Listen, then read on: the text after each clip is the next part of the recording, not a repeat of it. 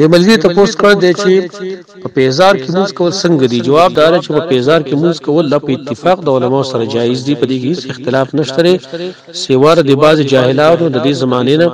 چې هغه په پیزار کې موږ کول دا ناروا شماري په پیزار کې موږ کول چې کله صفاوي دا سنت طریقه ده بلکې کله کله قصدن کول هم پکار دي لکه دا په صحیح حدیث کې راغلي دي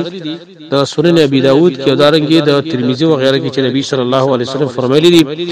تاسو د اهل کتاب خلاف کوي صلوا فی نعالکم خپل پیزار کې منځونه کوي فإن اليهود والنصارى لا يصلون في نعالهم ولا خفافهم ځکه چې يهود او نصارا هغه په خپل پیزارونو کې داري په خپل موضوع کې هغه مون نه کوي او په دې باب کې ډېر روایتونه راغلي چې نبی صلی الله علیه وسلم په پیزار کې منځ کړي بخاری کې مسلم کې ابو داود کې او په دې باندې الحمدلله موږ یو رساله لیکلې ده ولا چاپ شوی نه ده تقریبا پای کې وایي روایتونه وایي احادیث دا مرفوع موږ راجمع کړی دي چې په پیزار کې موږ کول دا بالکل ثابت دي او سنت طریقه ده چې په دې شرط باندې چې کله پاک وي